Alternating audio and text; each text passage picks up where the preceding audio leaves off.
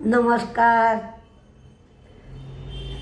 आज काय म्हणताय मार्केट हा जर प्रश्न विचारला तुम्ही तर हल्ली मला रोजच सांगावं लागतं की मार्केटचा मूड खराब आहे.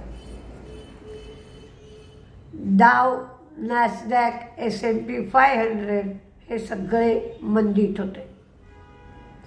मेक्सिको आणि कॅनडा दोघांनाही 4 मार्चपासून टॅरिफ्स लावले जाणार आहेत. चीनवर मात्र 10% अतिरिक्त टॅरिफ लावला जाणार आहे. पण त्यांचा GDP 2.3% आलाय. जॉबलेस क्लेम जे होते ते 2,42,000 एवढे आले. GDP वाढल्यामुळे आता रेट कट होण्याची शक्यता मावळली आहे.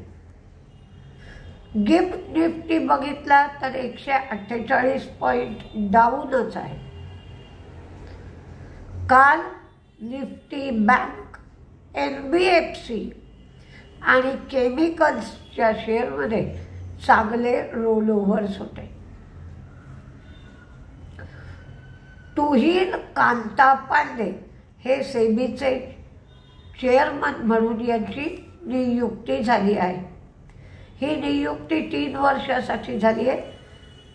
त्यांना आपण आधी बघितलं आहे. ते दीपमचे सेक्रेटरी होते आणि LICच्या IPOमध्ये त्यांनी महत्त्वाची भूमिका बजावली होती. आज RBI $10 बिलियन फॉरेक्स स्वॅप करणार आहे. TVS Motors, TVS King Duramax Plus आणि TVS किंग डिलक्स प्लस या 3 व्हीलर मेक्सिकोमध्ये म्हणजे या 3 व्हीलरचं मेक्सिकोमध्ये ते लॉन्च करणार आहे. आणि ह्या 3 व्हीलर म्हणजे कारसारख्याच आहेत. काल फॉरेन इन्व्हेस्टर्सची विक्री होती 556.6 कोटीची, तर डोमेस्टिक इन्व्हेस्टर्सची खरेदी होती 1,727 कोटीची. जे रिझल्ट आले काल तिन्ही ते इयर एंडिंगचे रिझल्ट होते.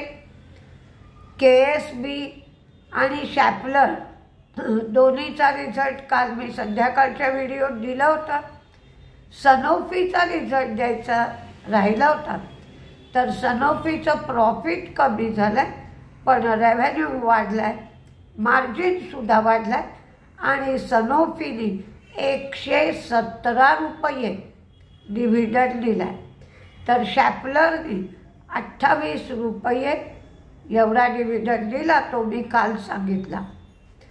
केमप्लास्ट, JSW ग्रीन एनर्जी 9मध्ये कंपनीने 18.46% आणि तिच्या आर्मने 7.81% असा स्टेक घेणार आहेत ते आणि 30.4 कोटीला हा स्टेक घेतला जाईल.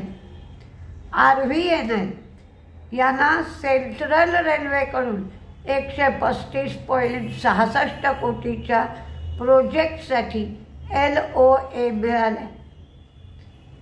LIC यांना 2021साठी 479.88 कोटीचा GST, त्याच्यावरचं व्याज आणि पेनल्टी यासाठी ऑर्डर मिळाली आहे.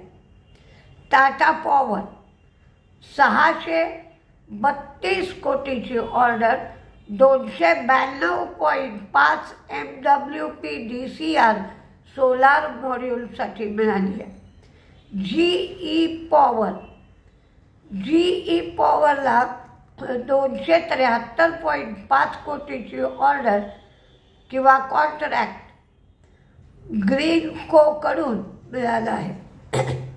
PNC इन्फ्रा उत्तर प्रदेशामध्ये 864 कोटीचं रोड प्रोजेक्ट त्यांनी ठरलेल्या वेळेच्या आधी पूर्ण केलं म्हणून त्यांना NHAI कडून 14.2 कोटीचा अर्ली कंप्लीशन बोनस मिळेल आणि कार्नेक्स मायक्रो यांना 325.3 कोटीसाठी LOA मिळाला. जिंदाल स्टेनलेस, AGH ड्रीम आणि उत्कृष्ट ड्रीम याच्यामध्ये त्यांनी 100% स्टेक घेतला आहे. साधारण आपण रोज बघतो तसं कुठले शेअर तेजीत मंदीत राहू शकतील त्याचा एक अंदाज घेऊया. तेजीमध्ये GE Power, Kernex Micro, Trans Rail, Axis Bank, कारण ॲक्सिस बँकेचा 97% रोल ओव्हर आहे म्हणून, KSB, Schaeffler, Sanofi, Bajaj Finance, Bajaj Finserv, Bharti Airtel, Chambal fertiliser, Coal India, Thermax, Chola Investment, SBI Card, SRF, TVS Motors, Voltas, Tata Steel, RVNL आणि GE पॉवर. तर मंदीमध्ये Apollo Hospital, Bajaj Auto, Samvardhana Motherson, CDSL, LIC, Granules, Sona BLW, Titagarh Wagon, भेल, HFCL, Infosys, IREDA आणि KPIT. आता काही लोकांना मी सांगते ते ऐकलंच पाहिजे असं नाही, पण शेअर मार्केट हा बिझनेस आणि नोकरी यांचं एकत्रीकरण आहे किंवा मिश्रण आहे. बिझनेस सारखा फायदा किंवा नुकसान याच्यामध्ये आहे, पण त्याचबरोबर नोकरीसारखं शनिवार रविवार मार्केटला सुट्टी असते किंवा सकाळी वेळेवर उघडतं वेळेवर बंद होतं, म्हणजे नोकरीचेही फायदे आहेत आणि बिझनेसचेही फायदे आहेत. त्याचप्रमाणे नोकरीसारखे तोटेसुद्धा आहेत. दोन्हीचंही एक कॉम्बिनेशन आहे.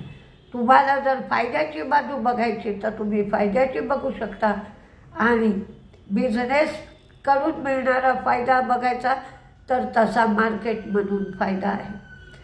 पण एक मात्र फार चांगलं आहे की अगदी आपला मृत्यू होईपर्यंत किंवा आयुष्य संपेपर्यंत एनर्जी असेल तर मार्केट करता येतं, घरात बसून करता येतं आणि सगळ्या लोकांना मार्केट करण्यासाठी सगळ्या सुविधा उपलब्ध आहेत.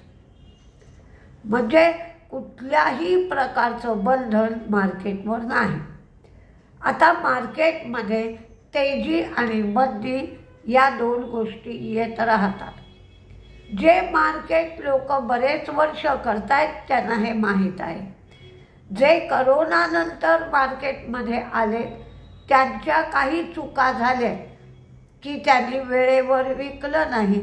काही वेळेला ज्या काळात तेजी होती त्या काळात असं व्हायचं की त्याने विकल्यानंतर पुढे शेअरचा भाव वाढायचा आणि त्याला पश्चाताप होत असेल की मी विकल्यावर शेअर वाढतो म्हणून त्याने विकणंच थांबवलं, कारण आत्ताची जी मार्केट पडण्याची फेज आहे त्याचा त्यांना अनुभव नव्हता.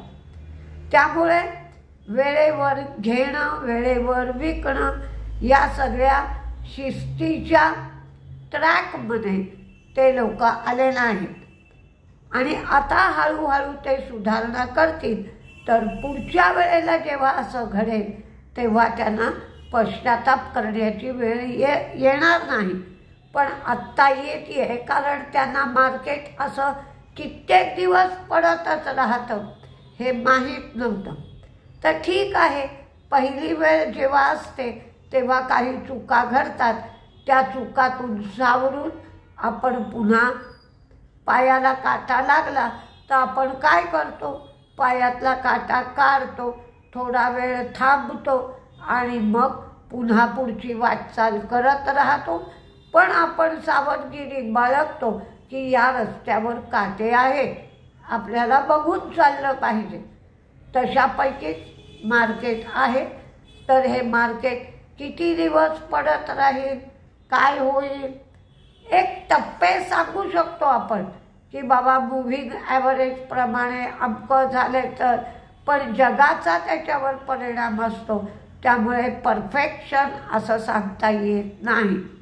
त्यामुळे प्रत्येकच माणसाचा एक अंदाज असतो. तर त्या अंदाजाप्रमाणे आपल्याला गेलं पाहिजे. त्याला नाईलाज आहे. तर आपल्याकडे पैशाची सोय असेल तर आपण तसे गुंतवत राहायचं. ज्याला धैर्य असेल त्यांनी जे शेअर आपल्या पोर्टफोलिओमध्ये आहेत, जे वीक झाले ते शेअर विकून ठेवायचे आणि महिन्याभराने ते शेअर पुन्हा आपल्याला हवे असल्यास पोर्टफोलिओमध्ये टाकायचे. तर जो मधला 60-70 रुपयाचा बेनिफिट असतो तो घेता येऊ शकतो. बघा तुम्हाला काय करायचं आहे आणि शांत व्हा, कारण निराशा आपल्याला चुकीच्या मार्गाकडे घेऊन जाते हे मात्र लक्षात असू द्या. कारण मी जवळजवळ 25 वर्ष या सगळ्या अनुभवातून जाते आहे, म्हणून तुम्हाला सांगितलं. बघूया, आजही मार्केट खराबच राहणार आहे. गिफ्ट निफ्टी 148 पॉईंट डाऊन दाखवत आहे. म्हणजे गिफ्ट निफ्टीच्या हिशोबाने जर गेलं तर 400 ते 500 पॉईंट मार्केट सुरुवातीला डाऊन असेल. बघू काय काय होत आहे. नमस्ते.